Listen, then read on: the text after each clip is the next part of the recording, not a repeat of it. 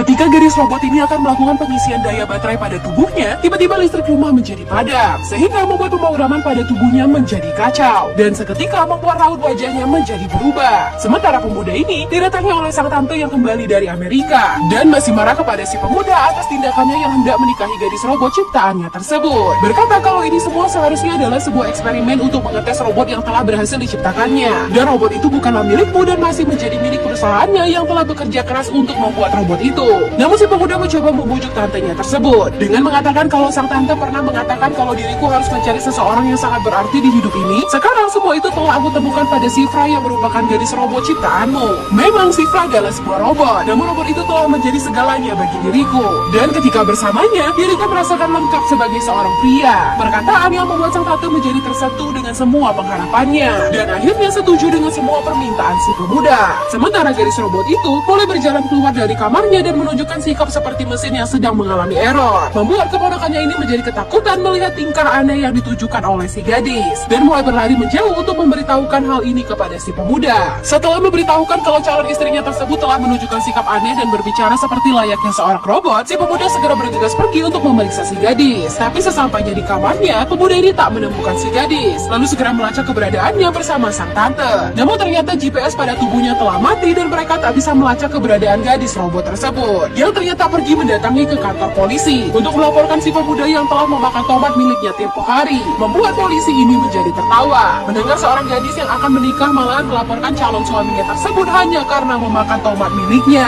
Namun melihat sikap aneh yang ditujukan gadis ini, membuat para polisi ini menjadi heran, kemudian mencoba menginterogasi gadis ini dan berhasil mendapatkan nomor telepon si pemuda yang bisa mereka hubungi. Kemudian menghubungi si pemuda untuk mengatakan kalau calon istrinya saat ini sedang berada di kantor mereka, bahkan untuk melaporkan kasus pencurian tomat oleh dirinya. Yang dijawab si pemuda kalau gadis itu adalah seorang pasien sakit jiwa dan meminta maaf atas tindakannya, yang kemudian akan segera memulangkan gadis itu dan menjauhkan permasalahan ini dari kantor mereka. Semua keluarga besar dan tamu undangan telah menunggu di tengah acara, sementara calon mempelai wanita belum juga hadir di tengah acara, membuat sang ibu menjadi cemas dengan keadaan ini. Namun tak lama berselang, tiba-tiba gadis robot ini kembali ke rumah. Namun kali ini dirinya menunjukkan gelagat yang semakin aneh, sehingga membuat sang tante menjadi cemas lalu meminta si pemuda untuk segera datang dan menenangkannya.